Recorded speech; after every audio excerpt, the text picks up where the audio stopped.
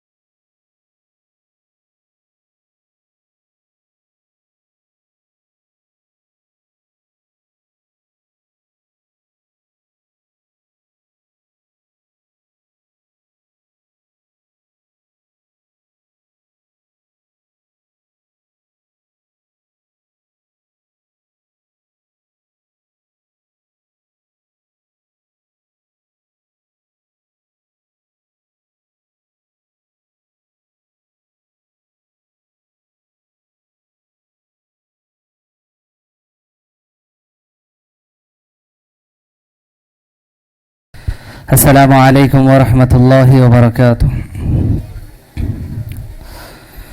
الحمد للہ رب العالمین والصلاة والسلام علی رسولہ النبی الکریم اما بعد۔ اعوذ باللہ من الشیطان الرجیم من ہمزہ ونفخہ ونفثہ بسم اللہ الرحمن الرحیم والفجر وَلَيَالٍ عَشْرٍ وَالشَّفْعِ وَالْوَتْرِ وَاللَّيْلِ إِذَا يَسْرٍ۔ وقال الله تبارك وتعالى أقم الصلاة لدلوك الشمس إلى غسق الليل وقرآن الفجر إن قرآن الفجر كان مشهودا۔ وقال النبي صلى الله عليه وسلم لن يلج النار أحد صلى قبل طلوع الشمس وقبل غروبها يعني الفجر والعصر، رواہ مسلم۔ ہر قسم کی تعریف و توصیف، کبریائی، بڑائی، عزت و بزرگی، شان و شوکت، عظمت، حمد و ثنا اللہ رب العالمین خالق کائنات مالک ارض و سماوات کے لیے لائق و زیبا ہے۔ درود و سلام ہو رب العالمین کے تمام پیغمبروں پر، نبیوں پر، رسولوں پر، میرے اور آپ کے آخری نبی جناب محمد الرسول اللہ صلی اللہ علیہ وسلم پر۔ محترم حاضرین، اللہ تبارک و تعالیٰ کا بے انتہا احسان و فضل ہے کہ اللہ تبارک و تعالیٰ نے ہم تمام کو اس مبارک بابرکت محفل میں، مجلس میں جمع ہونے کا موقع عنایت فرمایا۔ یہ دینی مجلس ہے، دین کی کچھ باتیں سننے، سنانے، سیکھنے، سکھانے کے لیے ہم یہاں جمع ہوئے۔ اس محفل کی، اس مجلس کی فضیلت پیارے نبی صلی اللہ علیہ وسلم نے احادیث میں بیان فرمائی ہے کہ جب اللہ تبارک و تعالیٰ کا ذکر کرنے کے لیے بندے جمع ہوتے ہیں تو اللہ تبارک و تعالیٰ کے فرشتے ایسی مجلسوں کو گھیر لیتے ہیں، اور فرشتے آپس میں ایک دوسرے سے کہتے ہیں کہ جس کی تلاش ہمیں تھی وہ چیز مل گئی ہے، سارے ادھر آ جاؤ، اور اس کے بعد فرشتے اس مجلس کو گھیر لیتے ہیں۔ تو بہرحال اس مجلس کی بہت بڑی فضیلت ہے۔ اللہ تبارک و تعالیٰ سے ہم دعا کرتے ہیں کہ جس مقصد کی خاطر ہم یہاں جمع ہوئے، اللہ ہمارے اس مقصد کو مکمل فرمائے، اور ہم تمام کے جمع ہونے کو اللہ تبارک و تعالیٰ قبول فرمائے۔ محترم حاضرین، اپنی تقریر کا آغاز کرنے سے پہلے میں آپ تمام سے یہ چاہوں گا کہ اس بات کا ارادہ کرتے ہوئے ان باتوں کو سنیں کہ جو کچھ ہم سن رہے ہیں یا جو کچھ کہا جا رہا ہے اس پر عمل کرنے کی ہماری نیت ہے.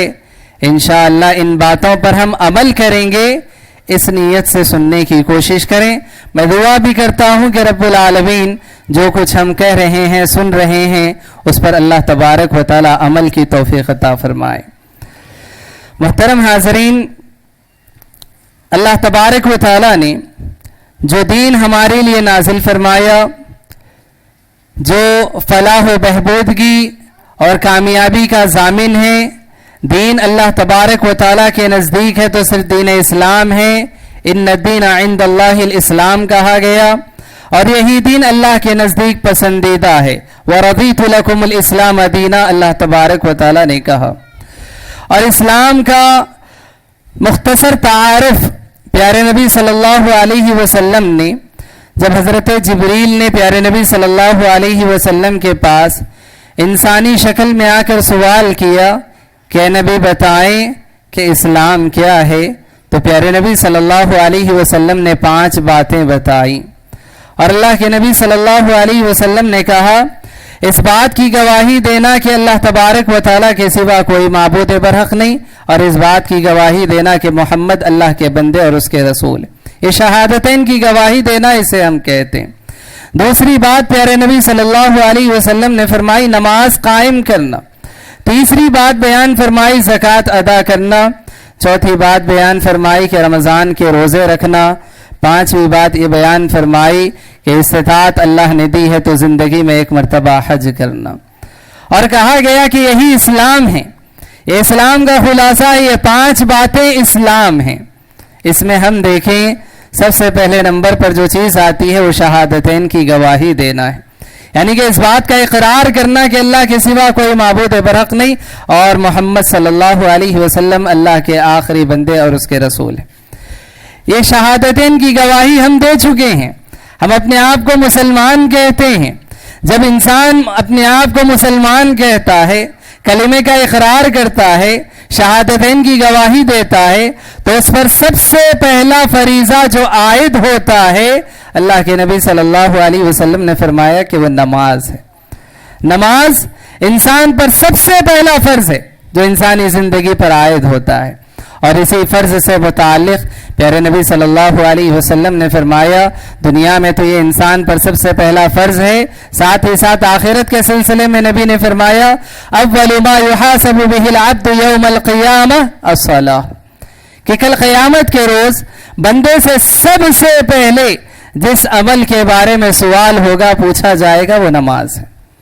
نماز اگر اس کی درست ہے، وہ نماز میں اگر کامیاب ہے، تو پھر اس کے بعد دوسرے اعمال کے بارے میں سوال ہوگا. اور اس طرح سے اگر کوئی انسان نماز میں یعنی کہ پہلے سوال ہی میں اگر انسان ناکام ہو جائے تو پھر یقیناً اس کی ناکامیاں ہو جاتی ہیں. تو اس اعتبار سے ہم دیکھیں کہ نماز انسان کے لیے بہت اہم ہے. اس کی اہمیت بتاتے ہوئے پیارے نبی صلی اللہ علیہ وسلم نے ایک مسلمان کی زندگی میں یہ بات بیان فرمائی کہ ایک مسلمان ہونے کی حیثیت سے نماز انسان سے کبھی معاف نہیں ہے، کبھی کسی حال میں معاف نہیں ہے. کچھ مخصوص حالتیں بتائی گئی ہیں، ان حالتوں میں بس معاف ہے، ورنہ اگر انسان اسلام پر عمل کرنے والا ہے اور اسی طرح سے اپنے آپ کو مسلمان کہتا ہے تو نماز کی یہ اہمیت بتائی گئی کہ اگر کھڑے ہو کر نماز نہیں پڑھ سکتے بیٹھ کر پڑھو، بیٹھ کر نہیں پڑھ سکتے لیٹ کر پڑھو، بس اشاروں سے پڑھو، جتنا ہو سکتا ہے جس حال میں ہو اس حال میں نماز پڑھو. یہاں تک کہ ہم دیکھیں قرآن کریم میں بتایا گیا میدان جنگ میں ہو تب بھی نماز معاف نہیں ہے. میدان جنگ ہم دیکھیں ایک انسان کے لیے سب سے نازک حالت کیا ہو سکتی ہے. آج ہم طرح طرح کے بہانے بناتے ہیں، فلاں کام آ گیا، فلاں ضروری کام تھا، ایسا تھا، یہ نازک مسئلہ تھا، فلاں تھا. میدان جنگ سے نازک کوئی اور مسئلہ نہیں ہو سکتا کہ ایک مومن اپنی جان کو ہتھیلی پر رکھ کر سامنے دشمنوں کا مقابلہ کر رہا ہے، سامنے سے حملہ ہو رہا ہے، تیریں تلواریں برس رہی ہیں. ایسے موقع پر بھی کہا گیا آدھی جماعت جو ہے پہلے نماز ادا کر لو، آدھے لوگ لڑتے رہو، پھر جب وہ نماز ادا کر لیں تو جنہوں نے نماز ادا نہیں کی وہ نماز پڑھیں گے، اور جو جنگ کر رہے اب وہ جو جنہوں نے نماز پڑھ لی وہ جنگ میں مشغول ہو جائیں گے. بتانے کا مقصد یہ کہ اتنی نازک حالت میں بھی نماز معاف نہیں ہے. تو نماز بڑی اہم عبادت ہے, سب سے بڑی عبادت ہے. اب اس سلسلے میں ہم دیکھیں نمازوں کی پابندی کا اگر مسئلہ دیکھا جائے تو مسلمانوں کی زندگی میں یقیناً ایسا نہیں ہے کہ بالکل پوری طرح سے نمازیں چھوڑنے والے نہیں. نمازوں کی پابندی ہوتی ہے, مگر کچھ نمازوں کی پابندی ہوتی ہے, کچھ نمازوں کی پابندی نہیں ہوتی ہے. ساری نمازیں نہیں پڑھتے ہیں. کچھ ہیں کہ جو ہے دن میں 2 نمازیں وہ پڑھتے ہیں, 3 نمازوں میں چھوڑ دیتے ہیں, سستی کوتاہی کرتے ہیں. کچھ ہیں جو 3 پڑھتے ہیں, 2 کو چھوڑ دیتے ہیں. اور اکثر کا معاملہ یہ ہوتا ہے 4 پڑھتے ہیں, 1 کو چھوڑ دیتے ہیں. وہ ایک کون سی ہے؟ اگر میں آپ سے سوال کروں کہ وہ ایک نماز جو اکثر امت مسلمہ چھوڑ دیتی ہے کون سی ہے؟ زور سے بتائیں ذرا. نماز فجر. اقرار ہے اس بات کا, اقرار کیا جا رہا ہے اس بات کا کہ نماز فجر کے سلسلے میں کوتاہی ہوتی ہے. اکثر امت مسلمہ کا ایک بڑا طبقہ نماز فجر کو چھوڑنے والا ہے. محترم حاضرین, کسی بھی چیز کے چھوڑنے میں, ترک کرنے میں یا اس سے غافل رہنے کے سلسلے میں 2 باتیں ہوتی ہیں. ایک بات یہ کہ انسان کو اس چیز کی اہمیت نہیں معلوم ہوتی کہ اس کی کیا اہمیت ہے, کتنی بڑی اس کی فضیلت ہے, اس سے وہ واقف نہیں ہوتا.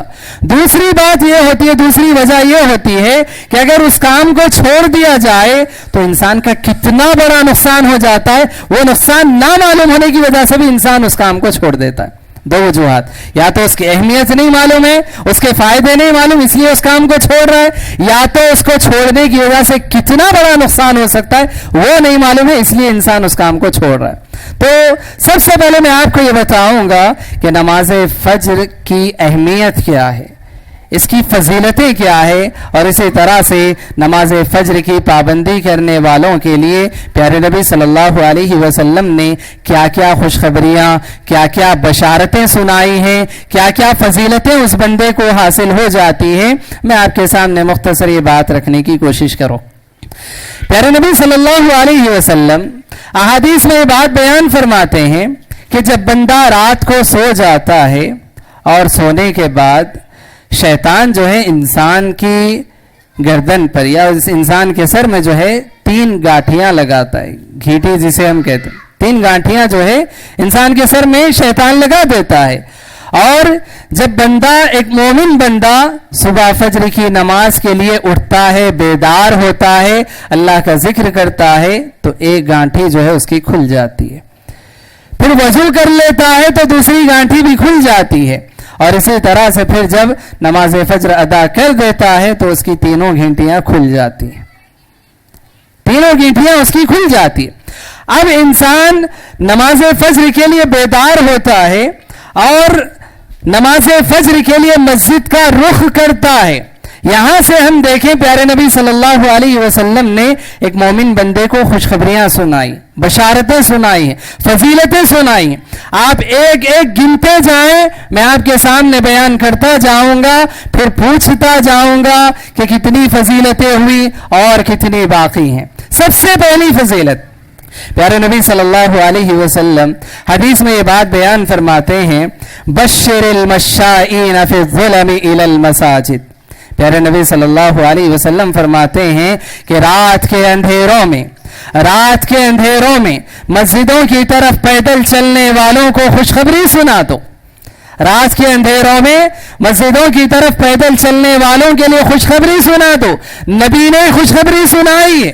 آپ میں سے جو اس خوشخبری کو حاصل کرنا چاہتے ہیں یا جو حاصل کر رہے ہیں وہ کان کھول کر سن لیں, کیا فضیلت ہے, کیا بشارت, کیا خوشخبری پیارے نبی صلی اللہ علیہ وسلم سنا رہے. بشر المشائین فی الظلم الی المساجد, خوشخبری سنا دو ان لوگوں کو جو رات کے اندھیروں میں مسجدوں کی طرف پیدل چل کر جاتے ہیں, بالنور التام یوم القیامہ, کہ ان کے لیے قیامت کے دن مکمل نور ہوگا, ان کے لیے قیامت کے دن مکمل نور ہوگا, نور روشنی ہوگی. ہم دیکھیں پیارے نبی صلی اللہ علیہ وسلم نے احادیث میں قیامت کے جو مناظر بتائے ہیں بڑے ہولناک مناظر ہیں. قرآن کریم میں اللہ تبارک و تعالیٰ نے قیامت کے بڑے خطرناک احوال کا ذکر فرمایا. ہر انسان پریشان حال ہوگا, نفسا نفسی کا عالم ہوگا, کوئی راستہ اسے سوجھ نہیں رہا ہوگا, ہر طرف اندھیرا اندھیرا نظر آئے گا. ایسے حالات میں اگر کسی انسان کو اللہ تبارک و تعالیٰ مکمل نور عطا فرما دے, روشنی عطا فرما دے کہ اس نور کے راستے میں, اس روشنی میں تم اپنے سفر کو جاری رکھو, آگے بڑھتے جاؤ, کتنی بڑی خوشخبری ہوگی ایسے انسان کے لیے, کتنی بڑی خوشخبری ہوگی ایسے انسان کے لیے. اور یہ خوشخبری کس کو حاصل ہوگی؟ کس کو حاصل ہوگی یہ خوشخبری؟ جو نماز فجر کے لیے مسجد کی طرف پیدل چل کر جاتا ہو. نماز فجر کے لیے جو مسجد کی طرف پیدل چل کر جاتا ہو, پہلی خوشخبری, پہلی فضیلت اس کے لیے بتائی گئی ہے کہ جب وہ جاتا ہے تو اندھیروں میں جاتا ہے, لیکن قیامت کے روز یہ اندھیرے اس کے لیے روشنی کا کام کریں گے, یہ اندھیرے اس کے لیے نور بن جائیں گے, اور اللہ تبارک و تعالیٰ ایسے انسان کے لیے مکمل نور عطا فرمائے گا. اسی طرح سے دوسری فضیلت پیارے نبی صلی اللہ علیہ وسلم بیان فرماتے ہیں کہ جب کوئی انسان نماز کے لیے اپنے گھر سے نکلتا ہے, پیدل چل کر جاتا ہے, پیارے نبی صلی اللہ علیہ وسلم حدیث میں یہ بات بیان فرماتے ہیں کہ ایک ایک قدم جو اس کا اٹھ رہا ہے, مسجد کی طرف وہ چل کر جا رہا ہے, 10 نیکیاں اللہ تبارک و تعالیٰ اس کو عطا فرما دیتا ہے. 10 نیکیاں اس کو ملتی جا رہی ہیں. اور اسی طرح سے جب وہ مسجد پہنچ جاتا ہے, نماز کا انتظار کرتا بیٹھتا ہے, پیارے نبی صلی اللہ علیہ وسلم فرماتے ہیں ابھی نماز کا وقت نہیں ہوا, یہ نماز نہیں پڑھ رہا ہے, نماز کے انتظار میں ہے, لیکن نماز پڑھنے والے کے اجر و ثواب میں اس کا شمار کیا جاتا ہے. نماز کے انتظار میں بیٹھا ہے, لیکن شمار کس میں ہو رہا ہے؟ نماز پڑھنے والوں میں شمار ہو رہا ہے. جب تک انتظار کر رہا ہے, جب تک نماز پڑھنے والے میں اس کا شمار ہوتا جا رہا ہے. یہ دوسری فضیلت پیارے نبی صلی اللہ علیہ وسلم نے بیان فرمائی ہے. اسی طرح سے ہم دیکھیں, انسان آج جس دنیا کے پیچھے پڑا ہوا ہے, دنیا کو انسان نے سب کچھ سمجھ رکھا ہے, بس دنیا دنیا دنیا کے پیچھے انسان لگا ہوا ہے, قبر تک پہنچ جا رہا ہے. اللہ تبارک و تعالیٰ نے فرمایا الہاکم التکاثر حتی زرتم المقابر. یہ زیادتی, یہ کثرت کی طلب نے انسان کو ہلاک کر دیا, ہلاکت میں ہے انسان. حتی زرتم المقابر, یہاں تک کہ تم خبروں کو جا دیکھتے ہو, خبروں کی زیارت کرتے ہو, خبروں تک جا پہنچتے ہو. خبروں کے پاس جانے کے بعد, قبرستان پہنچنے کے بعد دل تھوڑا سا نرم پڑ جاتا ہے, ہائے کس مقام پر ہم کو پہنچنا ہے. یہ سب کچھ چھوڑ چھاڑ کر اسی قبر کے اندھیرے میں, قبر کے گڑھے میں آ کر سونا ہے. انسان کا دل تھوڑا سا نرم ہوتا ہے, لیکن پھر جیسے ہی قبرستان سے نکلتا ہے, پھر دنیا کی چکا چوند میں جو ہے وہ مشغول ہو جاتا ہے, پھر اپنی دنیا میں لگ جاتا ہے. دنیا کے پیچھے انسان لگا ہوا ہے. کون سی دنیا؟ کیا حیثیت اس دنیا کی؟ کیا حیثیت اس دنیا کی؟ اللہ کے نبی صلی اللہ علیہ وسلم حدیث میں یہ بات بیان فرماتے ہیں کہ اللہ تبارک و تعالیٰ کے نزدیک اگر اس دنیا کی حیثیت ایک مچھر کے پر کے برابر بھی ہوتی, اللہ تبارک و تعالیٰ کسی کافر کو ایک گھونٹ پانی نہ پلاتا. اس دنیا کی حیثیت اللہ کے نزدیک مچھر کے پر کے برابر بھی ہوتی, اللہ کسی کافر کو, کسی مشرک کو ایک گھونٹ پانی نہ پلاتا. مطلب یہ ہے کہ اللہ کے نزدیک اس دنیا کی کوئی حیثیت نہیں, کوئی وقت نہیں. اللہ کے نبی صلی اللہ علیہ وسلم نے حدیث میں بیان فرمایا کہ جب انسان سمندر میں اپنی انگلی ڈالے اور انگلی ڈال کر نکالے تو اس کی انگلی کو جتنا پانی لگتا ہے, سمندر میں پانی انگلی ڈال کر انسان نکالے کتنا پانی لگے گا؟ مشکل سے 1 قطرہ 2 قطرے پانی انسان کی انگلی کو لگے گا. اللہ کے نبی صلی اللہ علیہ وسلم فرماتے یہی دنیا ہے, یہی دنیا ہے.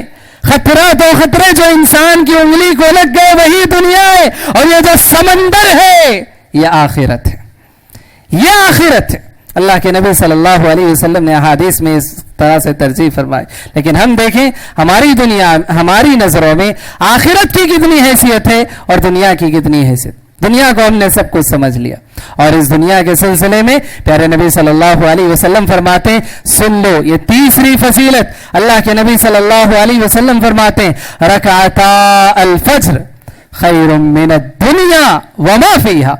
اللہ کے نبی صلی اللہ علیہ وسلم فرماتے ہیں, مسلم کی حدیث ہے کہ فجر کی 2 رکعت نمازیں, فجر کی 2 رکعت نمازیں خیر من الدنیا وما فیہا, بہتر ہیں 2 رکعت نماز سے, خیر من الدنیا وما فیہا. فجر کی جو 2 رکعتیں ہیں یہ دنیا اور دنیا میں جو کچھ ہے, دنیا میں جو کچھ ہے, مال ہے, دولت ہے, کوٹریاں ہیں, محلات ہیں, جائیدادیں ہیں, کیا کیا اس کے اندر دنیا کے اندر ہے, اللہ کے نبی صلی اللہ علیہ وسلم فرماتے فجر کی 2 رکعتیں ایک طرف ہو, دنیا کا مالدار سے مالدار ترین انسان ایک طرف ہو, فجر کی 2 رکعتیں پڑھنے والا دنیا کے سب سے بڑے مالدار انسان سے بھی زیادہ مالدار ہے.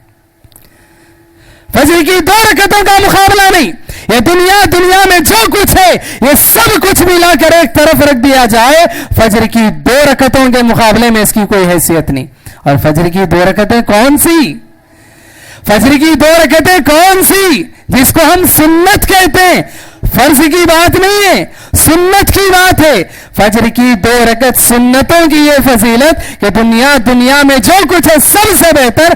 تو ہم اور آپ جو ہے اس بات کا اندازہ لگا لیں کہ پھر فرض کی کتنی اہمیت ہوگی, فرض کی جو فجر نماز کی سنتوں کی اتنی اہمیت ہے, تو پھر فجر نماز کی جو ہے فرض رکعتوں کی کتنی زیادہ اہمیت ہے, اللہ تبارک و تعالیٰ کے پاس اس کا کتنا بڑا مقام اور مرتبہ ہے, ہم کو جو ہے اس سے اندازہ لگانا چاہیے. اسی طرح سے ہم دیکھیں, ہم نے مسجد ہم پہنچ گئے, چوتھی بشارت, مسجد ہم پہنچ گئے, نماز فجر ہم پڑھ رہے ہیں, نماز فجر کی ادائیگی ہو رہی ہے. اللہ تبارک و تعالیٰ قرآن کریم میں چوتھی فضیلت بیان فرماتا ہے. اللہ تبارک و تعالیٰ کہتا ہے, اقیم الصلاۃ لدلوک الشمس الی غسق اللیل وقرآن الفجر. سورۃ الفجر کی آیت نمبر 78 ہے. اللہ تبارک و تعالیٰ فرماتا ہے پیارے نبی صلی اللہ علیہ وسلم کو حکم دیتے ہوئے کہ اللہ کے نبی صلی اللہ علیہ وسلم آپ نماز قائم کریں, لدلوک الشمس الی غسق اللیل, کب سے کب تک, سورج کے طلوع ہونے کے بعد سے سورج کے غروب ہونے تک آپ جو ہے نمازوں کی پابندی کیجئے. اور اس کے بعد اللہ تبارک و تعالی خصوصی طور پر یہ بیان فرماتا ہے وقرآن الفجر, اور فجر کے قرآن کو بھی آپ قائم کیجئے, اس کو بھی آپ قائم کیجئے. کیوں؟ ان قرآن الفجر کان مشہودا, اس لیے کہ فجر کی نماز میں جو قرآن پڑھا جاتا ہے اس میں فرشتے حاضر ہوتے ہیں, اس میں فرشتے حاضر ہوتے ہیں. فجر کی جو نماز ہم پڑھتے ہیں یہ معمولی نماز نہیں ہے, یاد رکھیں, یہ وہ نماز ہے کہ جس میں فرشتوں کا نزول ہوتا ہے, فرشتے حاضر ہوتے ہیں. حدیث میں پیارے نبی صلی اللہ علیہ وسلم بیان فرماتے ہیں کہ فرشتوں کی اللہ تبارک و تعالی نے ڈیوٹیاں رکھی ہیں, باریاں رکھی ہیں. جس طرح سے دنیا میں انسان ہوتے ہیں, کمپنی فیکٹریز وغیرہ میں کام کرتے ہیں, ان کی ڈیوٹیاں ہوتی ہیں, ٹائمنگز ہوتی ہیں, اور اسی طرح سے باریاں ہوتی ہیں, بدلتے رہتے ہیں. اسی طرح سے اللہ نے فرشتوں کی ڈیوٹیاں رکھی, فرشتوں کی باریاں رکھی ہیں, اور فرشتے بھی اپنی اپنی باریاں کر کے بدلتے رہتے ہیں. اللہ کے نبی صلی اللہ علیہ وسلم فرماتے ہیں کچھ فرشتے ہیں کہ جو فجر کی نماز میں حاضر ہوتے ہیں, فجر کی نماز میں ان کا نزول ہوتا ہے, اور وہ فرشتے نماز فجر میں حاضر ہو جاتے ہیں, اور پھر اس کے بعد نماز عصر تک جو ہے وہ بندوں کے ساتھ رہتے ہیں, ان کے اعمال کو نوٹ کرتے ہیں. پھر وہ نماز عصر ادا کرتے ہیں, اور وہ فرشتے ان کی ڈیوٹی ختم ہو جاتی ہے, وہ چلے جاتے, اور پھر نماز عصر میں دوسرے فرشتوں کی باری شروع ہوتی ہے, وہ نماز میں حاضر ہوتے ہیں, اور اس کے بعد نماز عصر سے لے کر دوسرے دن فجر تک ان فرشتوں کی ذمہ داری ہوتی ہے, ان کی باری ہوتی.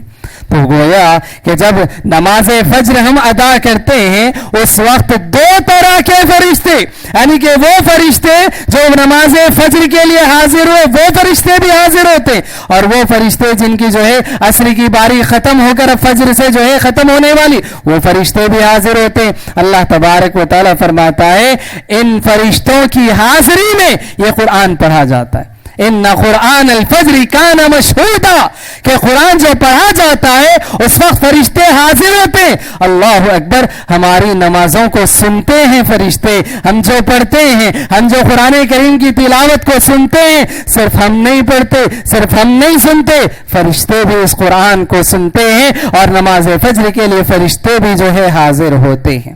یہ چوتھی فضیلت پیارے نبی صلی اللہ علیہ وسلم نے حدیث میں بیان فرمائی ہے.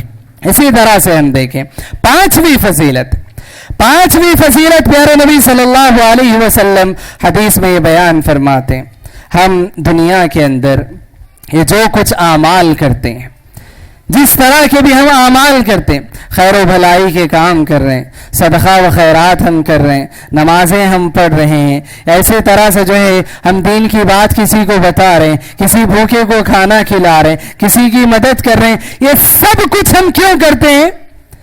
یہ سب کچھ کرنے کے پیچھے ایک ریزن ہوتا ہے. ریزن یہ ہوتا ہے کہ ہم آخرت میں ہمیں اس کا بدلہ ملے, آخرت میں ہم جو ہے جنت میں چلے جائیں, جہنم سے بچ جائیں, اور یہی ہمارا مقصود ہے, یہی ہماری زندگی کا خلاصہ ہے, ہم یہی چاہتے ہیں. اللہ تبارک و تعالیٰ نے فرمایا فَمَنْ زُحْزِحَ عَنِ النَّارِ وَأُدْخِلَ الْجَنَّةَ فَقَدْ فَازَ, کہ جو جہنم سے بچا لیا گیا, فَمَنْ زُحْزِحَ عَنِ النَّارِ, جو جہنم سے بچا لیا جائے, وَأُدْخِلَ الْجَنَّةَ, جنت میں داخل کر دیا جائے, فَقَدْ فَازَ, وہ کیا ہے, کامیاب ہو گیا, وہ کامیاب ہو گیا. یعنی کہ جو جنت میں داخل ہو گیا, جہنم سے بچ گیا, وہ کامیاب ہو گیا. اب میں آپ کو بتاؤں نماز فجر کی یہ فضیلت, یہ بشارت, یہ خوشخبری آپ سن لیں. اللہ کے نبی صلی اللہ علیہ وسلم بیان فرماتے ہیں لن یلج النار احد, کہ کوئی انسان جہنم میں داخل نہیں ہو سکتا, جہنم کی آگ میں وہ انسان, وہ شخص داخل نہیں ہو سکتا.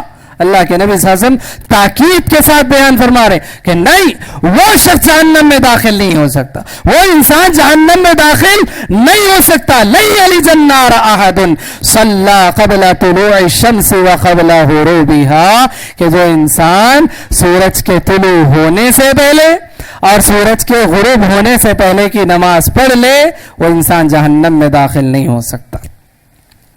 دو نمازوں کا ذکر کیا گیا. کون سی نماز؟ سورج کے طلوع ہونے سے پہلے. کون سی نماز؟ نماز فجر. سورج کے غروب ہونے سے پہلے کی نماز کون سی نماز؟ نماز عصر. ان دو نمازوں کی جو ہے پابندی کرتا ہے, پیارے نبی صلی اللہ علیہ وسلم فرماتے وہ انسان جہنم میں داخل نہیں ہو سکتا, جہنم کی آگ اس کو نہیں جلا سکتی, جہنم میں وہ انسان داخل نہیں ہو سکتا جو ان دو نمازوں کی پابندی کر لے. کیا مطلب ہے؟ کیا اس سے کوئی انسان اگر صرف دو ان نمازوں کی پابندی کر لے, باقی تین چھوڑ دے, کیا وہ شخص اس خوشخبری کو حاصل کر سکتا ہے؟ نہیں, بات ایسی نہیں ہے.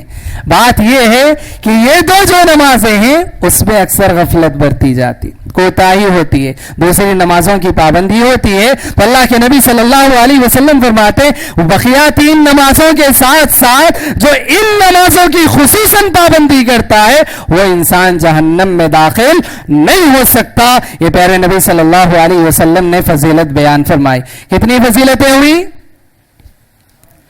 کتنی فضیلتیں ہوئی؟ 5 فضیلتیں ہوئی. چھٹویں فضیلت پیارے نبی صلی اللہ علیہ وسلم حدیث میں یہ بات بیان فرماتے ہیں کہ کوئی انسان اگر نماز فجر کی اور اسی طرح سے نماز عصر, ان دو نمازوں کا خصوصی طور پر اللہ کے نبی صلی اللہ علیہ وسلم نے جوڑ کر ذکر فرمایا کئی احادیث میں. ہم دیکھیں دنیا کے اندر ابھی رات کا وقت ہوتا ہے, رات کے وقت میں ہم جب آسمان کی طرف نگاہ اٹھا کر دیکھتے ہیں تو دو چیزیں ہمیں نظر آتی ہیں, کبھی چاند اور اسی طرح سے ستارے. دن میں سورج ہوتا ہے, رات میں ہم آسمان کی طرف نگاہ اٹھا کر دیکھتے ہیں, کبھی چاند اور ستاروں کو ہم دیکھتے ہیں.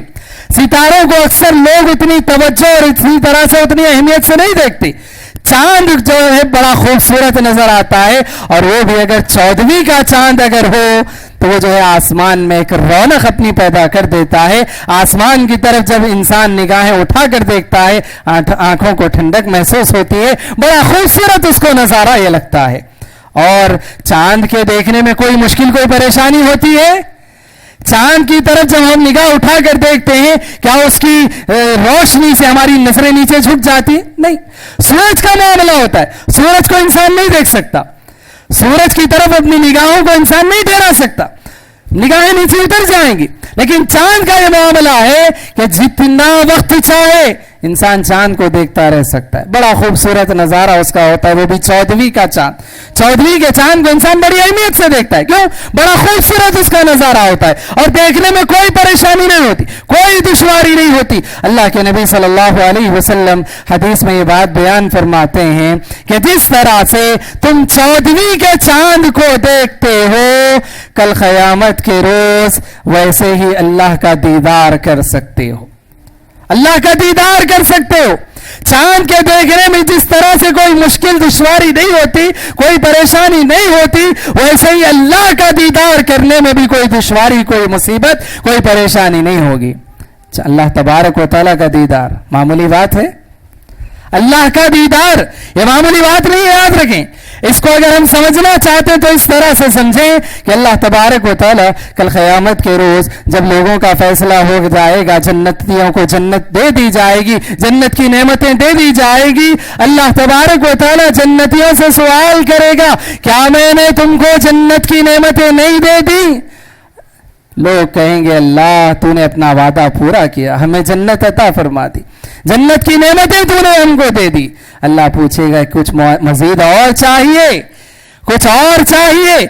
बंदे कहेंगे कि परवरदिगारा इतना सब कुछ तो तूने दे दिया, और क्या चाहिए?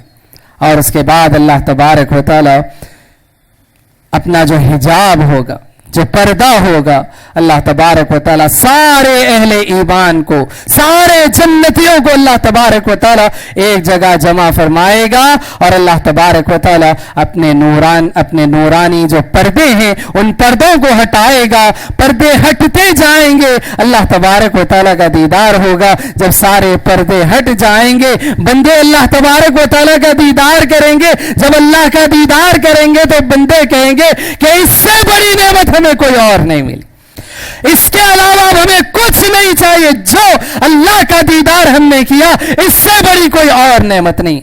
बंदे सब भूल जाएंगे, जन्नत भूल जाएंगे, जन्नत की नेमतें भूल जाएंगे, बस याद होगा तो अल्लाह का दीदार याद होगा। और बंदे ख्वाहिश करेंगे, फरिश्तों से कहेंगे कि फरिश्तों हम अल्लाह का दीदार करना चाहते, कब करें, कैसे कैसे हम दीदार करें? अल्लाह तबारक व तआला एक दिन मुतय्यन फरमाएगा कि हर हफ्ता इस दिन अल्लाह तबारक व तआला का दीदार होगा। तो ये दीदार, अल्लाह तबारक व तआला का दीदार जो है वो मामूली चीज नहीं। बड़े खुश नसीब होंगे वो बंदे जिनको अल्लाह का दीदार होगा, और सिर्फ अहले ईमान को अल्लाह का दीदार होगा। काफिरों को, मुशरिकों को अल्लाह का दीदार नसीब नहीं होगा, सिर्फ अहले ईमान को, सिर्फ जन्नतियों को अल्लाह तबारक व तआला का दीदार नसीब होगा। और अल्लाह के नबी सल्लल्लाहु अलैहि वसल्लम फरमाते हैं कि जिस तरह से अल्लाह तबारक व तआला का चांद को जिस तरह से तुम देखते हो, कोई परेशानी नहीं होती, कोई दुश्वारी नहीं होती, कल अल्लाह का दीदार करोगे जन्नत में। लेकिन उसके लिए बताया कि दो चीजों की पाबंदी करनी होगी, नमाज फज्र और नमाज असर की जो पाबंदी करेगा वो इंसान अल्लाह तबारक व तआला का दीदार कर पाएगा। ये छठवीं फजीलत नमाज फज्र की, नमाज फज्र की पाबंदी करेंगे, अल्लाह तबारक व तआला का दीदार नसीब होगा। और अगर इस फजीलत से हम महरूम हो जाएं तो इससे बड़ी महरूमी कोई और नहीं हो सकती। इसी तरह से हम देखें सातवीं फजीलत, सातवीं फजीलत प्यारे नबी सल्लल्लाहु अलैहि वसल्लम हदीस में ये बात बयान फरमाते हैं। हम देखें शरीयत इस्लामिया में बहुत सारे ऐसे अमाल बताए गए हैं कि अमल छोटा है लेकिन उसका अजर सवाब जो है वो बहुत बड़ा बताया गया, बहुत बड़ा अजर सवाब बताया गया। उन्हीं में से एक अमल ये भी है। अल्लाह के नबी सल्लल्लाहु अलैहि वसल्लम हदीस में बयान फरमाते हैं कि कोई इंसान अगर इशा की नमाज बाजमात अदा करता है, इशा की नमाज बाजमात अदा करता है, जमात के साथ अदा करता है और उसके बाद सो जाता है। इशा की नमाज बाजमात उसने अदा कर ली और उसके बाद वो सो गया। अल्लाह के नबी सल्लल्लाहु अलैहि वसल्लम फरमाते हैं उसके सो जाने के बावजूद उसको आधी रात क़याम करने का, अल्लाह की इबादत में खड़े होने का, अल्लाह तबारक व तआला की इबादत करने का अजर सवाब उसको मिलता है। क्या अमल इसने किया? इशा की नमाज बाजमात उसने पढ़ ली, इमाम के साथ, जमात के साथ उसने इशा की नमाज पढ़ ली, सो गया। سو جانے کے باوجود آدھی رات عبادت کرنے کا اجر و ثواب. اور اس کے بعد اللہ کے نبی صلی اللہ علیہ وسلم فرماتے ہیں کہ پھر وہی انسان اگر فجر کی نماز باجماعت ادا کر لے پھر مکمل رات عبادت کرنے کا اجر و ثواب اس کو مل جاتا ہے. کیا خوش نصیبی کی بات ہے, کتنا آسان کام ہے کہ انسان نے جو ہے عشاء کی نماز باجماعت ادا کر لی, سو گیا آرام سے, ساری رات وہ سویا, فجر کی نماز کے لیے اٹھا, باجماعت اس نے فجر کی نماز پڑھ لی, ثواب کتنا مل گیا, نماز عشاء باجماعت پڑھنے کا ثواب مل گیا, نماز فجر باجماعت پڑھنے کا ثواب مل گیا, پھر عشاء سے لے کر فجر تک اللہ کی عبادت کرنے کا, قیام اللیل کرنے کا, تہجد کرنے کا بھی ثواب مل گیا. اللہ اکبر. یہ نماز فجر کی فضیلت ہے. نماز فجر کی فضیلت ہے کہ باجماعت نماز فجر اگر کوئی پڑھ لیتا ہے ساری رات گرچہ کہ وہ سویا ہوا ہے لیکن ساری رات اس کا شمار کس میں ہو رہا ہے, عبادت کرنے والے میں, قیام اللیل کا اہتمام کرنے والے میں, تہجد کا اہتمام کرنے والے میں اس کا جو شمار ہو رہا ہے. اللہ اکبر. یہ فضیلت تو ہمیں حاصل کرنی چاہیے. آسان کام ہے, بس عشاء کی نماز باجماعت ادا کر لیں, پھر فجر کی نماز باجماعت ادا کر لیں. یہاں ہم غور کریں کہ انسان اگر کوئی عشاء کی نماز باجماعت ادا نہیں کرتا کتنا بڑا خسارہ اس کا ہے, کتنا بڑا خسارہ ہے اس کا. باجماعت ادا نماز اس نے عشاء کی نہیں پڑھی, اس کے بعد اس نے کیا کیا, عشاء کی نماز اس نے پڑھ لی, قیام اللیل کا اہتمام کر رہا ہے, 1 گھنٹہ 2 گھنٹے 4 گھنٹے 5 گھنٹے 6 گھنٹے جو ہے وہ نماز پڑھ رہا ہے, قیام اللیل کا اہتمام کر رہا ہے. کیا ساری رات کا اجر و ثواب اس کو ملے گا؟ 4 گھنٹے 5 گھنٹے وہ قیام اللیل کا اہتمام کرنے کے باوجود ساری رات کا جو ہے اس کو اجر و ثواب نہیں مل رہا ہے. یا وہ عشاء کی نماز سے جماعت سے پڑھ لیا لیکن فجر کی نماز چھوڑ دیا, سو گیا, بعد میں اٹھ کر پڑھتا ہے, باجماعت نہیں پڑھتا ہے, کیا یہ فضیلت حاصل ہوگی؟ نہیں ہوگی. تو اس فضیلت کو حاصل کرنے کے لیے عشاء کی نماز بھی باجماعت ادا کرنا ہے, فجر کی نماز بھی باجماعت ادا کرنا ہے. اگر کوئی انسان یہ عمل کر لیتا ہے 2 نمازوں کے ساتھ ساتھ قیام اللیل کا بھی رات بھر جاگ کر عبادت کرنے کا جو اس کو اجر و ثواب مل جاتا ہے. کتنی فضیلتیں ہوئی؟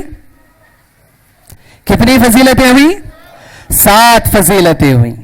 8ویں فضیلت اللہ کے نبی صلی اللہ علیہ وسلم بیان فرماتے ہیں, ایک مسلمان نماز فجر کے لیے اٹھتا ہے, بیدار ہوتا ہے, مسجد میں جاتا ہے, باجماعت نماز ادا کرتا ہے, امام کے ساتھ باجماعت نماز ادا کرتا ہے, اور اس کے بعد جہاں اس نے نماز پڑھی نماز کے بعد وہیں پر بیٹھ جاتا ہے, نماز کے بعد وہیں پر بیٹھ جاتا ہے.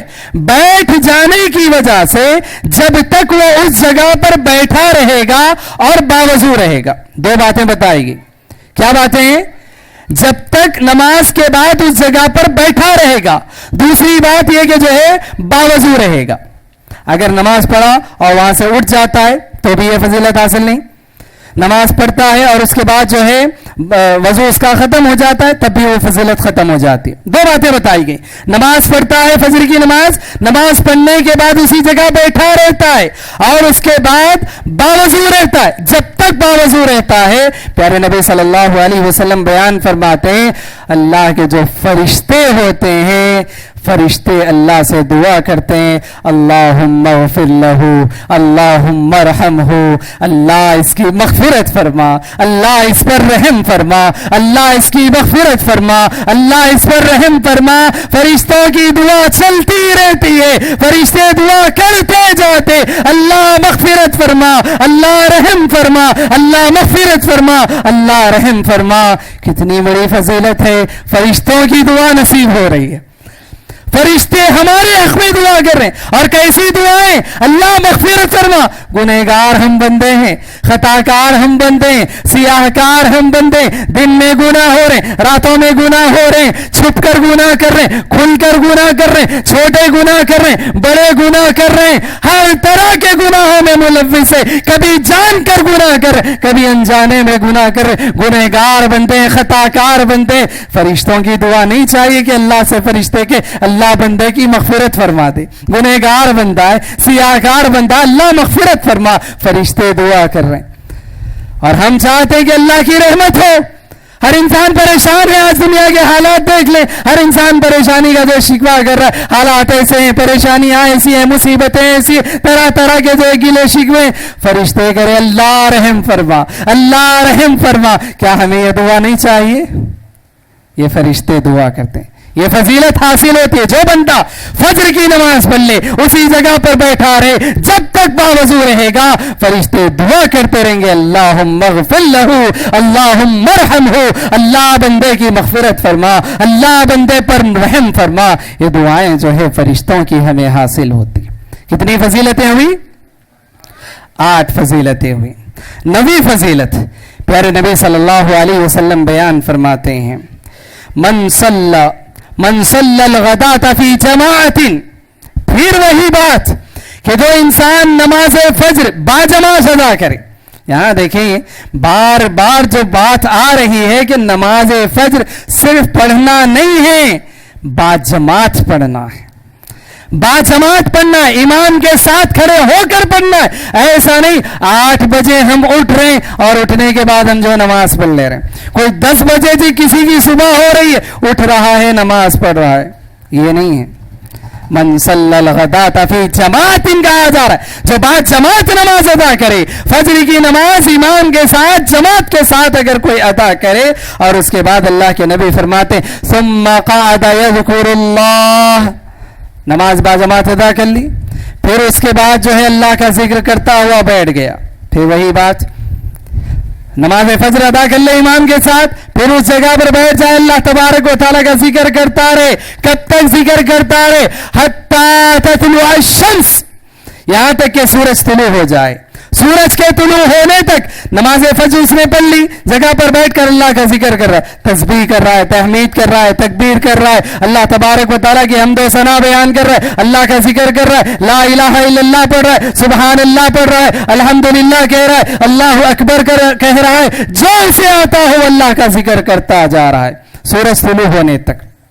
زیادہ وقت نہیں لگتا, یاد رکھیں, بس تھوڑا سا وقت ہوتا ہے. نماز فجر ختم ہوئی, فجر کا وقت ختم ہو جاتا ہے, سورج شروع ہو جاتا ہے. زیادہ وقت نہیں ہوتا ہے, کچھ دیر کا بس انتظار کرنا ہوتا ہے, اللہ تبارک و تعالیٰ کا ذکر کرنا ہوتا ہے, اور اس کے بعد سورج طلوع ہو گیا. ثم صلی رکعتین, سورج کے طلوع ہونے کے بعد 2 رکعت نماز پڑھ لے. اشراق کی 2 رکعت نماز پڑھ لیتا ہے.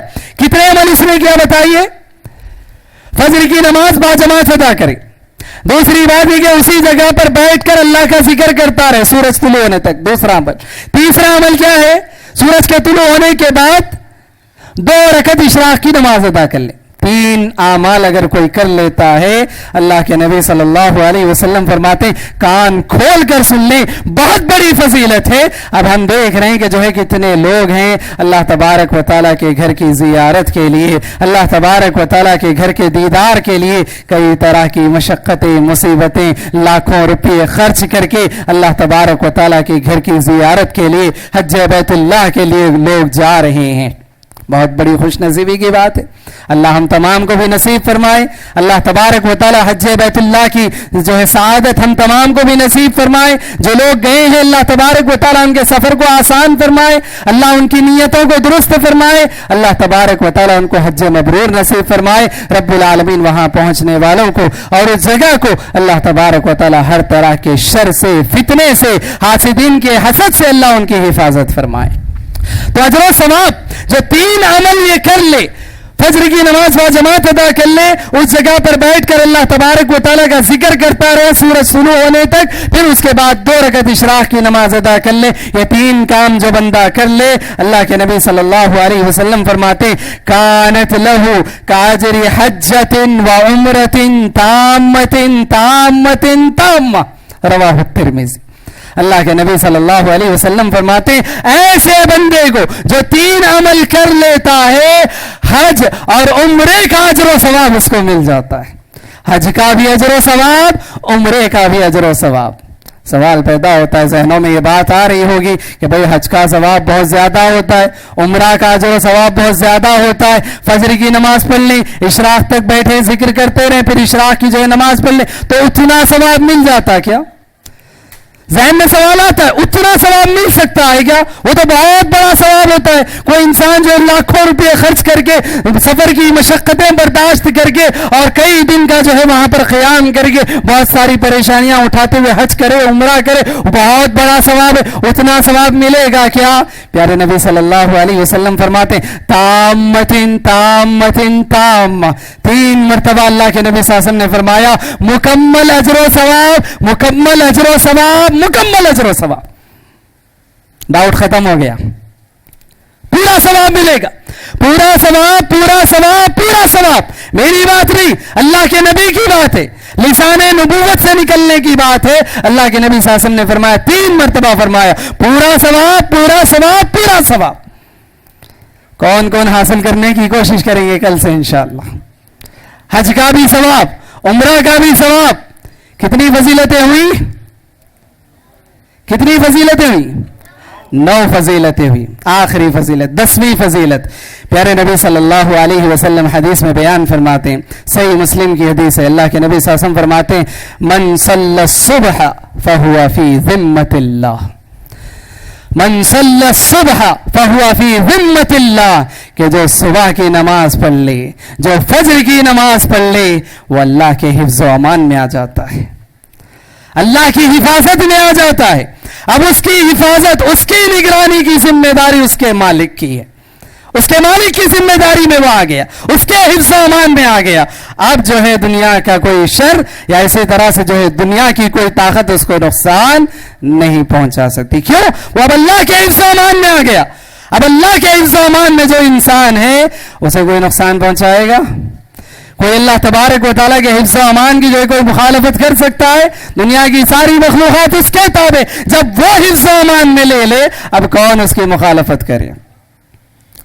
تو یہ فضیلتیں جو ہیں انسان کو حاصل ہوتی ہیں. اسی لیے پیارے نبی صلی اللہ علیہ وسلم نے اس کی جو ہے بہت ساری فضیلتیں, اس کی اہمیت بتائی ہے. 10 فضیلتیں میں نے آپ کو بتائی ہیں, کیونکہ یاد رکھنا ایسا نہیں ہم نے سن لیا کان جھٹک لیے چلے گئے بھول گئے, نہیں. ہم اس لیے سن رہے ہیں, ہم اس لیے کہہ رہے ہیں کیونکہ ہمیں عمل کرنا ہے, ہمیں کل سے اپنی زندگی میں اس چیز کو نافذ کرنا ہے. کل صبح کی نماز باجماعت ادا کرنا ہے انشاءاللہ. 10 فضیلتیں, بہت بڑی بڑی فضیلتیں یاد رکھیں. دنیا جس کے پیچھے ہم بڑے ہوئے ہیں اور یہ ساری جو تعلقات ہمارے ہیں, اور بڑے افسوس کی بات یہ ہوتی ہے یہ نماز فجر ہماری چھوٹتی کیوں ہے؟ نماز فجر ہماری اس لیے چھوٹتی ہے کیونکہ ہم فطرت سے بغاوت کرتے ہیں, اللہ کے قانون سے ہم بغاوت کرتے ہیں. اللہ کا قانون کیا ہے؟ اللہ تبارک و تعالیٰ نے یہ قانون بنایا رات سونے کے لیے اور دن جو ہے وہ کام کاج کے لیے. دن جو ہے کام کاج کے لیے, رات جو ہے آرام کرنے کے لیے, سونے کے لیے. آج ہم نے کیا کیا؟ فطرت کی ہم نے مخالفت کی, فطرت سے بغاوت ہم کر رہے ہیں. رات کو جو ہم جاگ رہے ہیں, کوئی ہنسی مذاق میں لگا ہوا ہے, کوئی بیٹھے گفتگو کر رہا ہے, کوئی ہوٹلوں میں جو چکریں لگا رہا ہے, کوئی اسی طرح سے جو دنیاوی مصروفیات میں مشغولیات میں لگا ہوا ہے, کوئی ایسی دعوتوں میں لگا ہوا ہے. دعوت شروع ہوتی ہے تو فجر کی اذان کے ساتھ ختم ہوتی. یہ ساری چیزیں فطرت سے ہم بغاوت کر رہے ہیں. اللہ کا جو قانون ہے قانون کی مخالفت ہم کر رہے ہیں. اسی وجہ سے انسان مجبور ہے, کتنی دیر تک جاگتا رہے گا؟ جب جتنی دیر وہ جاگا ہے پھر اس کو اتنی نیند چاہیے اور پھر وہ سوتا رہتا ہے. فجر کی نماز کا وقت ہوتا ہے, اذان ہوتی ہے, وہ سوتا رہتا ہے. نماز کا وقت ہے, وہ سوتا رہتا ہے.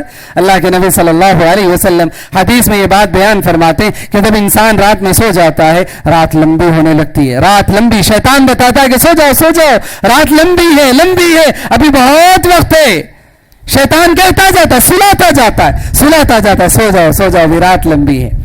اور اس کے بعد کیا ہوتا ہے؟ اللہ کے نبی صلی اللہ علیہ وسلم فرماتے ہیں کہ جب انسان شیطان کے اس بہکاوے سے, اس شیطان کے اس بہلاوے سے جاگ جاتا ہے اور اللہ کا ذکر کرتا ہے, ایک گھنٹی اس کی کھل جاتی ہے. وضو کرتا ہے, دوسری گھنٹی کھل جاتی ہے. اور اس کے بعد نماز پڑھ لیتا ہے, تینوں گھنٹیاں اس کی کھل جاتی ہے.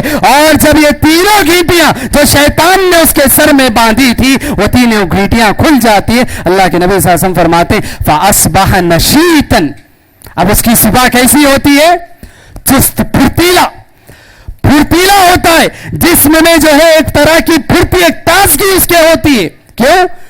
فطرت پر وہ چل رہا ہے. اللہ تبارک و تعالیٰ فطرت کے عین مطابق جیسے ہی وہ نماز پڑھ لیتا ہے فجر کی نماز, چستی پھرتی اس کے اندر آ جاتی ہے اور اللہ کے نبی کی دعا اس کو نصیب ہوتی ہے. اللہ کے نبی صلی اللہ علیہ وسلم نے کیا دعا فرمائی؟ اللہ کے نبی صلی اللہ علیہ وسلم نے فرمایا اللہم بارک لی امتی فی بکوریہا, اللہم بارک لی امتی فی بکوریہا, اے اللہ میری امت کے صبح کے وقت میں برکت عطا فرما, اے اللہ میری امت کے صبح کے وقت میں برکت عطا فرما. نبی نے اپنی امت کے لیے گڑ گڑا کر دعائیں مانگی. 1400 سال پہلے اللہ کے نبی نے ہمارے حق میں دعا مانگی کہ اللہ یہ میری جو امت ہے اس کے صبح کے وقت میں برکت عطا فرما. لیکن نبی کی اس دعا کی ہمارے پاس کوئی اہمیت نہیں ہے. صبح ہو رہی, ہم سو رہے ہیں, مست ہیں, نیندوں میں بستروں میں پڑے ہوئے ہیں. صبح کا وقت برکت کا وقت ہاتھوں سے نکل جاتا ہے اور جب برکت کا وقت ختم ہو جاتا ہے پھر اٹھتے ہیں آنکھیں ملتے ہوئے, 12 بجے ناشتہ ہوتا ہے, پھر کام کاج کے لیے جب نکلتے ہیں مایوسی اس پر چھائی رہتی ہے, سستی کاہلی اس پر چھائی رہتی. کیوں؟ اللہ کے نبی صلی اللہ علیہ وسلم نے فرمایا جو نہیں اٹھتا, جو اٹھ جاتا ہے فاصبح نشیطن, چست ہوتا ہے, پھرتیلا, تازگی اس کے جسم میں ہوتی ہے. لیکن کوئی انسان نہیں جاگتا, شیطان سلاتا رہتا ہے, سلاتا رہتا ہے, فجر کا وقت ہو جاتا ہے, نماز ہو جاتی ہے. اللہ کے نبی صلی اللہ علیہ وسلم فرماتے ہیں شیطان کیا کرتا ہے, کیا کرتا ہے شیطان؟ اس انسان کے کان میں جو سویا ہوا ہے, سن لے غور سے, یہ کان جھٹکنے کی ضرورت ہے. اللہ کے نبی صلی اللہ علیہ وسلم فرماتے ہیں جو سویا رہتا ہے فجر کی نماز کو چھوڑ کر, اس کے کان میں شیطان پیشاب کرتا ہے, اس کے کان میں شیطان پیشاب کرتا ہے. علماء نے بڑا اہم نقطہ یہاں پر بیان کیا. اگر میں آپ سے سوال کروں دنیا کی سب سے ناپاک یا دنیا کی سب سے جو ہے غلیظ, یا اسی طرح سے ہم کہیں کہ دنیا کی سب سے خراب کون سی مخلوق ہے, کون سی مخلوق ہے؟ شیطان. سب سے نجس, سب سے ناپاک, سب سے غلیظ وہ مخلوق ہے. اور کسی بھی مخلوق کا, کسی بھی جاندار چیز کا, اس کے جسم کی سب سے غلیظ, سب سے ناپاک چیز کیا ہوتی ہے؟ اس کی غلاظت. اور اللہ کے نبی صلی اللہ علیہ وسلم فرماتے ہیں کہ جو انسان نماز فجر کو چھوڑ کر سوتا ہے, سب سے بدترین مخلوق کے جسم کی سب سے بدترین غلاظت اس کے کان میں پڑتی ہے. بدترین مخلوق کی بدترین نجاست ہم گئے, غلاظت ہم گئے, وہ جو ہے اس انسان کے کان میں پڑتی ہے. اور اس کے بعد وہ کیسے صبح کرتا ہے؟ فَأَصْبَحَ کسلان. اللہ کے نبی صلی اللہ علیہ وسلم نے کہا سست, سست, وہ جب صبح کرتا ہے سست ہوتا ہے, سستی کے ساتھ, کاہلی کے ساتھ اس کی صبح ہوتی ہے. اور سستی کے ساتھ, کاہلی کے ساتھ جب کام پر جاتا ہے, جس کام کی طرف جائے ناکام ہوتا ہے, نامراد ہوتا ہے. کیوں؟ اللہ کے حفظ و امان میں نہیں ہے. وہ جو صبح کی نماز پڑھ کر نکلتا ہے اللہ کے حفظ و امان میں چلتا ہے, اور جو نماز فجر کو چھوڑتا ہے وہ کس چیز کو لیے اپنے کانوں میں نکلتا ہے؟ شیطان کی غلاظت کو اپنے کانوں میں لیے پھرتا ہے. بڑی خطرناک بات ہے, یاد رکھیں. اسی طرح سے ہم دیکھیں اللہ کے نبی صلی اللہ علیہ وسلم نے بڑی خطرناک وعیدیں بھی سنائی ہیں. صحابہ کرام رضی اللہ عنہم کا یہ معمول تھا.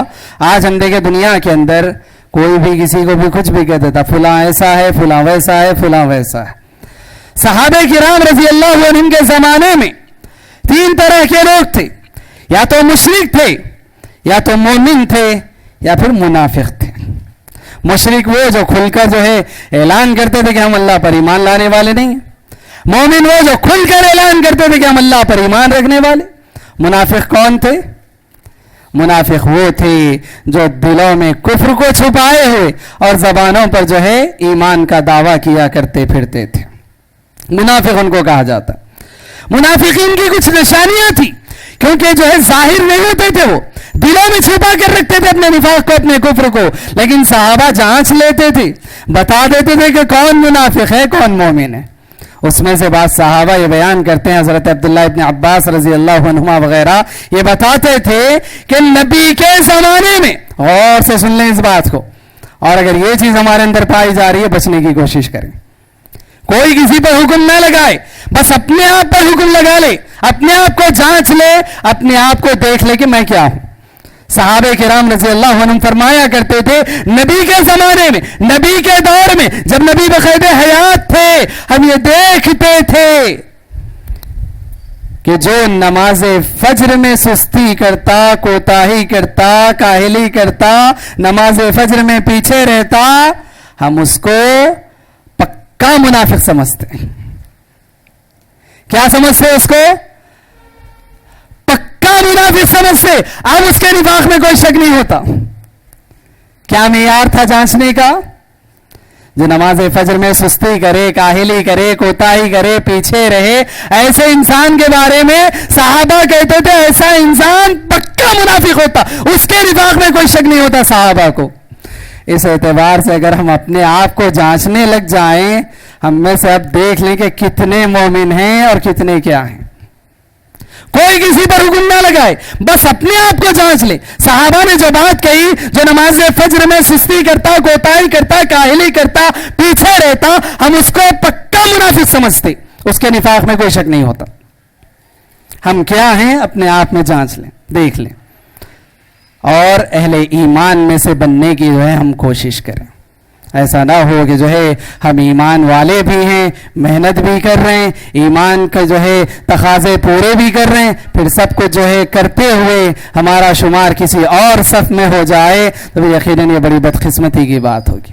تو صحابہ کرام رضی اللہ عنہم اس طرح سے جو ہے نمازوں کی, فجر کی نماز کا خصوصاً جو ہے پابندی کیا کرتے تھے. ہم تمام کو بھی چاہیے کہ ہم نماز فجر کی جو ہے پابندی کرنے والے بن جائیں. اور یہ بات یاد رکھیں, آج ہمارا معاملہ یہ ہوتا ہے کہ ہم دنیا کے جب حالات دیکھتے ہیں, دنیا کے جب حالات ہم دیکھتے ہیں, کہتے ہیں فلاں ایسا نہیں کر رہا ہے, فلاں ویسا نہیں کر رہا ہے, فلاں اگر ایسا کر لے تو کتنا اچھا ہو جائے. دنیا کے جو سب سے بڑے بڑے جو اسلامی ممالک ہیں وہ سب مل کر ایسا کر دیں تو کتنا اچھا ہوگا, کتنا اچھا ہوگا, اسلام کا بول بالا ہوگا, ایسا ہوگا ویسا ہوگا. ہم اپنے گھروں میں بیٹھ کر جو ہے عالم اسلام کی باتیں کرتے ہیں. آج ضرورت ہے اپنے آپ کو بدلنے کی کوشش کریں, اپنی اصلاح سے جو ہے کام شروع کرنے کی کوشش کریں. اس لیے کہ یہ بات یاد رکھیں, جو خود اپنی اصلاح نہ کرتا ہو وہ دنیا کی اصلاح نہیں کر سکتا. جو خود اپنے آپ کو سدھارنے کی جس کی حیثیت نہ ہو وہ دنیا کو کیا سدھار سکتا ہے. آج دنیا والے جو انسانوں مسلمانوں کو جو آنکھیں دکھا رہے ہیں, ایسی طرح سے جو ہے مظالم کے پہاڑ ڈھا رہے ہیں, یہ سب کچھ کیوں ہیں؟ کیونکہ ان کو معلوم ہے یہ وہ مسلمان ہیں جو اپنی نیند کو قربان نہیں کر سکتا. یہ وہ مسلمان ہے جو اتنا کمزور ہے جو اپنے بستر سے اپنے سر کو اٹھا نہیں سکتا. اتنا کمزور یہ مسلمان ہے, ان کو معلوم ہے یہ مسلمان کچھ نہیں کر سکتا, اس کی کوئی حیثیت نہیں ہے, اس کی کوئی وقت نہیں ہے, اس کے اندر کوئی طاقت نہیں ہے, یہ اپنے نفس کو جو ہے پچھاڑ نہیں سکتا. اللہ کے نبی صلی اللہ علیہ وسلم نے حدیث میں کیا بیان فرمایا؟ پہلوان وہ نہیں, آج پہلوان بنے پھرتے ہیں, اپنے سینوں کو تانے پھرتے ہیں, کوئی جم کر رہا ہے, کوئی فلاں کر رہا ہے, کوئی کیا کر رہا ہے, اپنے آپ کو جو اکڑ کر پھر رہے ہیں زمین پر, اور اس طرح سے جو اپنے آپ کو پہلوان بتانے کی کوشش کر رہے ہیں, طاقتور بنانے کی کوشش کر رہے ہیں. کوئی کہتا ہے کہ میں فلاں ہوں, میں کوئی فلاں ہوں. اللہ کے نبی صلی اللہ علیہ وسلم فرماتے ہیں پہلوان وہ نہیں جو کشتی میں کسی کو پچھاڑ دے, پہلوان وہ ہے جو غصے کے وقت اپنے آپ کو قابو میں رکھ لے. یہ اپنے آپ پر قابو پا لینا, اپنے نفس کو اپنا غلام بنا لینا, یہ بڑی طاقت ہے, یاد رکھیں. اور آج ہمارے نفس کو ہم نے غلام نہیں بنایا, ہم نفس کے غلام بن گئے, نفس کے ہم غلام بن گئے. نیند آ رہی ہے سو رہے, نیند نہیں آ رہی جاگ رہے, راتوں میں جاگ رہے. کسی کی رات جو ہے 12 بجے ہو رہی, کسی کی 1 بجے, کسی کی 2 بجے. کیا کر رہے تھے؟ کوئی بڑا اہم ضروری کام تھا؟ نہیں, گپے لڑا رہے تھے. کیا کر رہے تھے؟ ہوٹلوں میں بیٹھے ہوئے تھے. کیا کر رہے تھے؟ دنیا کا وہ فلاں ضروری کام. کیا ضروری کام ہے؟ یاد رکھیں, یہ جو فضیلتیں میں نے آپ کے سامنے بتائی ہیں, کیا ان فضیلتوں سے بڑا کوئی کام ہے جو ہم رات میں کر رہے ہیں؟ نہیں ہے. تو یہ فضیلتیں ہم حاصل کرنے کی کوشش کریں. یہ فضیلتیں اگر ہماری زندگی میں آ جائیں, یاد رکھیں دنیا ہماری بدل جائے گی, زندگی ہماری بدل جائے گی, زندگی میں رحمتیں ہوگی, برکتیں ہوگی. نبی نے برکت کی دعا کی ہے, کیا برکت نازل نہیں ہوگی؟ فرشتے رحمت کی دعا کریں گے, اللہ رحم فرما, اللہ رحم فرما. کیا رحمت کا نزول نہیں ہوگا؟ یہ سب کچھ ہوگا, زندگیاں بدل جائیں گی ہماری. اور آخری بات بتا کر میں اپنی بات کو ختم کروں گا, کیونکہ اجلاس میں خواتین بھی شریک ہیں.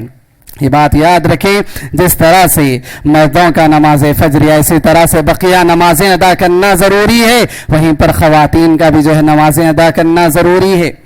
بس خاص ایام میں, خاص حالتوں میں ان کو جو ہے نماز کی رخصت ہے, ورنہ زندگی بھر نمازیں پڑھنا ہے. جس حال میں اللہ نے رکھا ہے نمازیں پڑھنا ہے. بچوں کی تربیت کر رہے ہیں تب بھی نمازیں پڑھنا ہے, بچوں کی پرورش میں لگے تب بھی نمازیں پڑھنا ہے, گھر کے کاج کام میں لگے ہوئے تب بھی نمازیں پڑھنا ہے, بچوں کو اسکول کے لیے تیار کر رہے ہیں تب بھی نمازیں پڑھنا ہے, بچوں کو جو ہے کھلا رہے ہیں پلا رہے ہیں تب بھی نمازیں پڑھنا ہے. دنیا کے سارے آپ کام کریں لیکن نمازیں پڑھنا ہے. دنیا کے جتنے لوگ ہیں, چاہے شوہر ہو, چاہے اولاد ہو, چاہے ماں باپ ہو, چاہے رشتہ دار ہو, چاہے سسرال ہو, یہ جتنے سب ہیں, سب کے آپ پر حقوق ہیں, لیکن سب سے پہلا جو حق بنتا ہے وہ آپ کے مالک کا, آپ کے رب کا حق ہے. رب کا جو حق ادا نہ کرے تو پھر وہ چاہے کسی کے بھی حقوق ادا کرے, رب کے حق کو چھوڑ کر کس کا حق بجا لایا جا رہا ہے. جس کا انسان کی زندگی پر سب سے زیادہ حق, سب سے بڑا حق ہے, اس کے حق کو نظر انداز کرتے ہوئے ہم کس کے حق کو بجا لانے کی کوشش کر رہے ہیں, اور کس کا حق بجا لا کر ہم اپنے آپ کو مسلمان بتا رہے ہیں. نہیں, سب سے پہلا کس کا حق؟ اللہ کا حق. اللہ کا حق, اور اللہ کا حق ہے کہ ہم اس کے لیے نماز ادا کریں. یہ اللہ تبارک و تعالیٰ کا حق ہے. نماز کسی سے معاف نہیں, چاہے بچہ ہو, بچہ 7 سال کی عمر کا ہو جائے, اللہ کے نبی نے کہا کہ جو ہے نماز کی جو ہے اس کو حکم دو. 10 سال کا ہو جائے نماز نہ پڑھے, مارو اسے, سزا دو اسے, سزا دے کر اس کو نماز کا پابند بناؤ, اللہ کے نبی صلی اللہ علیہ وسلم نے حکم دیا ہے. لیکن یہ بچوں میں نماز کی عادت کب آئے گی؟ بچوں میں نماز کی عادت کب آئے گی؟ جب ماں باپ نماز پڑھنے والے ہوں گے. گھر میں ماں سوتی رہے, باپ سوتا رہے, بچے سے کہے کہ تم نماز نہیں پڑھتے, بچہ کیا کہے گا؟ پہلے خود نمازیں پڑھو, بعد میں ہمیں حکم دینا. تم خود نہیں پڑھتے, ہمارے کو کیا بول رہے ہیں؟ تو ماں باپ جو ہیں وہ اپنے آپ میں یہ سمجھ لیں کہ بس ہماری 60 65 سال 50 سال کی زندگی نہیں ہے, یہ نسلوں کا سودا ہے, یہ نسلوں کا سودا ہے. ہم دیندار رہیں گے, ہم نمازی رہیں گے, ہماری اولاد نمازی رہے گی, ہماری اولاد نمازی رہے گی, ان کی اولاد نمازی رہے گی, ان کی اولاد نمازی رہے گی, ان کی اولاد نمازی رہے گی. یہ نسلوں میں دینداری آئے گی. ہم نسلوں سے اگر ہم جو ہے نمازوں کے پابند نہ رہیں تو پھر یاد رکھیں ہمارے حق میں ہاتھ اٹھا کر کوئی دعا کرنے والا نہ ہوگا. ہمارے حق میں ہاتھ اٹھا کر کوئی دعا کرنے والا نہ ہوگا. جب نماز پڑھنے والا, مسجد کو جانے والا نہ ہوگا تو پھر ہاتھ اٹھا کر دعا کرنے والا کہاں سے آئے گا؟ تو ضرورت اس بات کی ہے کہ ہم خود نمازوں کے پابند بنیں. خواتین خصوصاً جو ہے اپنے گھروں کو دینی گھر بنانے کی, دینی ماحول اپنے گھروں میں بنانے کی کوشش کریں. یہ بات یاد رکھیں, کئی علاقے آج بھی ایسے ہیں کہ جن کے گھروں سے, جن کی گلیوں سے جب گزرتے ہیں تو اندر سے قرآن کریم کی تلاوت کی آوازیں آتی ہیں. نماز فجر کے بعد گلیوں سے جب لوگ گزرتے ہیں تو اندر سے نماز قرآن کریم کے پڑھنے کی تلاوت کی آوازیں آتی ہیں. اللہ اکبر, کیسے خوش نصیب ہوں گے وہ بچے اور جن کے گھروں کا یہ ماحول ہوتا ہو کہ جن کی مائیں فجر کی نماز پڑھتی ہیں اور اس کے بعد اپنے بچوں کو بھی پڑھاتی ہیں, قرآن کریم کی تلاوت کرتی ہیں. فجر کی نماز کے ساتھ ہی ان کے گھر کا دینی ماحول بن جاتا ہے, دینی گھر ان کا بن جاتا ہے. کیا خوش نصیب وہ بچے ہوں گے. ہم تمام کو چاہیے کہ ہم اپنے گھر کو دینی گھر بنانے کی, دینی ماحول بنانے کی ہم کوشش کریں. اسی کے ساتھ میں رب العالمین سے دعا کرتا ہوں, رب العالمین ہم تمام کو نمازوں کی پابندی کرنے کی توفیق عطا فرمائے, خصوصاً نماز فجر کی جو ہے پابندی کرنے کی توفیق عطا فرمائے. آپ تمام سے ایک مرتبہ اقرار میں لینا چاہتا ہوں, پڑھیں گے انشاءاللہ نماز فجر پابندی کے ساتھ, جماعت کے ساتھ. کل مقام کافی نہیں ہوگا, 3 جماعتیں انشاءاللہ بنانے کی کوشش پڑے گی انشاءاللہ. سارے لوگ, سارے علاقے کے جتنے لوگ ہیں یہ بات یاد رکھیں. آج ہم جس طرح سے دوست احباب کے سلسلے میں کوئی جو ہے اسکیم آ جائے, کوئی کام آ جائے, جس طرح سے ہر ایک دوسرے کو کہتے پھرتے چلو چلو فلاں کام ہے فلاں کام ہے, یہ ہمارا ماحول ہونا چاہیے. رات میں کوئی دیر رات تک جاگتا ہوا نظر آئے, اس کو کہنا چاہیے چلو بھائی چلو سو جاؤ, فجر کے لیے اٹھنا ہے. فجر کے لیے جب ہم اٹھیں ایک ایک گھر پر دستک دیتے ہوئے نکلیں کہ بھائی فجر کی نماز پڑھنا ہے, چلیے فجر کی نماز پڑھنا ہے, پابندی کے ساتھ نماز پڑھنا ہے. یہ ہماری کوشش ہونی چاہیے. ہمارا جو علاقہ, ہمارا جو محلہ ہے وہ دینی محلہ ہونا چاہیے, دینی ماحول ہمارے گھروں میں ہونا چاہیے. نمازوں کی پابندی, فجر کی نماز ہم پڑھ کر نکلیں, ہر طرف ایسا نظر آئے کہ صبح ہو چکی ہے, ہر طرف مسلمان جو نمازیں پڑھ کر جو اپنے گھروں کو لوٹتے ہوئے اپنے کام کاج پر نکلتے ہوئے نظر آئے. یہ ماحول ہونا چاہیے. ہمارے گھروں سے قرآن کریم کی تلاوت کی آوازیں آنی چاہیے. یہ ماحول ہمارے گھروں کا بننا چاہیے. یاد رکھیں دنیا نہیں بدل سکتی, دنیا کو چھوڑ دیں, اپنے آپ کو بدل لیں, اپنے گھر کو بدلیں, اپنے علاقے کو, اپنے ماحول کو بدلیں. یہیں سے دنیا بدلے گی, آپ کی دنیا بدلے گی. اگر آپ کا گھر بدل جائے آپ کی دنیا بدل جائے گی. اپنے گھروں کو بدلنے کی کوشش کریں, اپنے ماحول کو, اپنے علاقے کو بدلنے کی کوشش کریں. رب العالمین سے میں دعا کرتا ہوں کہ رب العالمین ہم تمام کو جو فضیلتیں ابھی بیان ہوئی ہیں ان فضیلتوں کو حاصل کرنے کی توفیق عطا فرمائے, 5 وقتہ نمازوں کی پابندی کرنے کی توفیق عطا فرمائے, خصوصاً نماز فجر کی پابندی کرنے کی اللہ ہم تمام کو توفیق عطا فرمائے. رب العالمین جب تک ہمیں اس دنیا میں زندگی دے ایمان اور توحید کی زندگی نصیب فرمائے, خاتمہ ہو تو خاتمہ بالخیر فرمائے. ہم میں, ہمارے اہل و عیال, رشتہ دار, دوست احباب میں جو بیمار ہیں پروردگارہ انہیں شفائے کاملہ عاجلہ نصیب فرما. جو بے روزگار ہیں ان کی روزیوں کا انتظام فرما. پروردگارہ ہم میں جو جس طرح کے مسائل میں گھرے ہوئے ہیں اللہ ہمارے مسائل کو ہم سے بہتر تو جانتا ہے, تو عالم بذات صدور ہے, سینوں کے رازوں کو جانتا ہے. پروردگارہ ہمارے مسائل کو آسان فرما, مصیبتوں کو, پریشانیوں کو دور فرما. پروردگارہ ہمارے لیے راستے ہموار فرما. پروردگارہ صراط مستقیم ہم تمام کو نصیب فرما. پروردگارہ جو بزرگ, رشتہ دار, دوست احباب ہمارے اس دنیا سے گزر چکے ان کی مغفرت فرما, ان کی خطاؤں لغزشوں سے درگزر فرما. پروردگارہ جب تک ہمیں اس دنیا میں زندگی دے ایمان اور توحید کی زندگی نصیب فرما. خاتمہ ہو تو خاتمہ بالخیر فرما. آخری دعا یہ کہ رب العالمین ہم تمام کو نمازوں کی پابندی کرنے اور اس علاقے کو دینی علاقہ اور اسی طرح سے دینی ماحول اس علاقے میں پیدا کرنے کی اللہ ہم تمام کو توفیق عطا فرما. پروردگارہ جو کچھ باتیں ہم نے کہیں اس پر عمل کی توفیق عطا فرما. آمین ثم آمین. وآخر دعوانا ان الحمد للہ رب العالمین.